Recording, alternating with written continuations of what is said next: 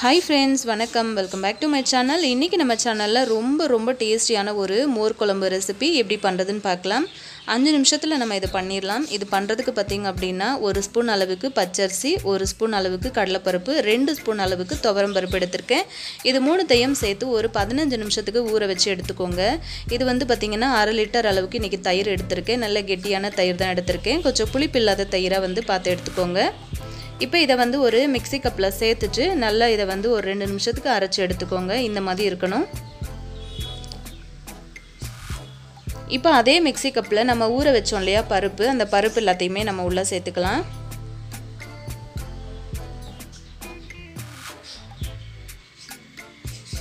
இந்த பருப்பு கூட வந்து பாத்தீங்கன்னா ஒரு 2 துண்டு அளவுக்கு இஞ்சி வந்து சேர்த்துக்கோங்க. மோர் குழம்புக்கு வந்து இஞ்சியோட ஃப்ளேவர் வந்து ரொம்ப தூக்கலா இருக்கும்போது ரொம்ப சூப்பரா இருக்குங்க டேஸ்ட். ஒரு 2 துண்டு இஞ்சி வந்து சேர்த்துக்கோங்க. நம்ம எடுத்த பருப்புக்கு இந்த 2 பீஸ் இஞ்சி வந்து கரெக்ட்டா இருக்கும். 2 பல் பூண்டு சேர்த்திருக்கேன். காரத்துக்கு தகுந்த மாதிரி பச்சை மிளகாய் வந்து சேர்த்துக்கோங்க. காரம் கொஞ்சம் தூக்கலா இருக்கிற மாதிரி பாத்துக்கோங்க. இப்போ இது கூடவே ஒரு சின்ன கப்ல ஒரு 1/4 கப் அளவுக்கு நான் வந்து தேங்காய் சேர்த்திருக்கேன். சேர்த்துட்டு இது எல்லாத்தையும் நல்ல நைஸா ஒரு பேஸ்டா அரைச்சு எடுத்துக்கோங்க. இந்த மாதிரி இப்போ நம்ம சூப்பரான ஒரு தாளிப்பு ரெடி பண்ணிரலாம். இதுக்கு வந்து பாத்தீங்கன்னா ஆயில் சூடானதுக்கு அப்புறம் 1/2 ஸ்பூன் கடுகு, 1/2 ஸ்பூன் உளுத்தம் பருப்பு, 1/4 ஸ்பூன் அளவுக்கு வெந்தயம் சேர்த்திருக்கேன். இப்போ இது மூணும் வந்து நல்லா பொரியட்டும்.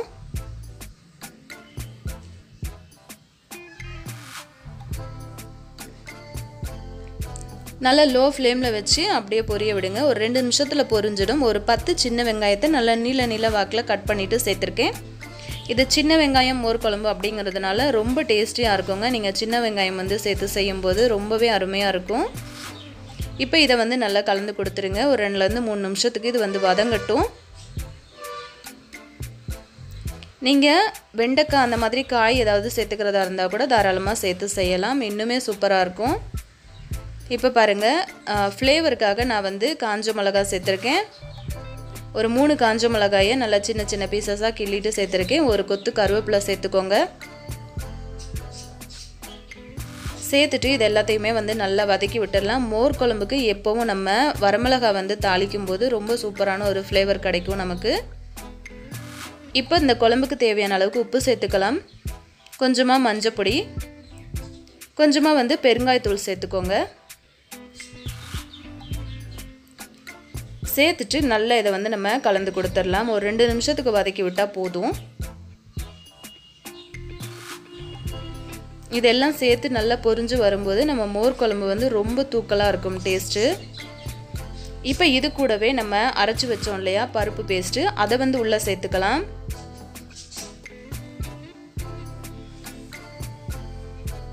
சேர்த்துட்டு நல்லா வந்து கலந்து கொடுங்க. நம்ம அரிசி வந்து சேர்த்துக்கிறதுனால டக்குன்னு கட்டியாக ஆரம்பிச்சிரும்.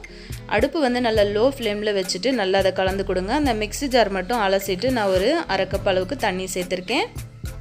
சேர்த்துட்டு இதை வந்து கலந்து கொடுத்துட்டு மூடி போட்டு மூடி விட்டுருங்க. இதோட பச்சை ஸ்மெல் எல்லாமே போகட்டும். இந்த அளவுக்கு இருக்கணும்.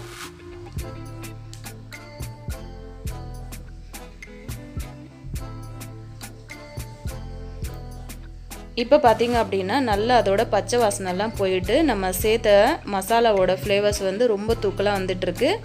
இப்போ வந்து நம்ம எடுத்து வச்சிருக்கிற தயிரை வந்து உள்ள சேர்த்துக்கலாம். தயிர் சேர்த்ததுக்கு அப்புறமா இதை வந்து ரொம்ப கொதிக்கலாம் விடக்கூடாது.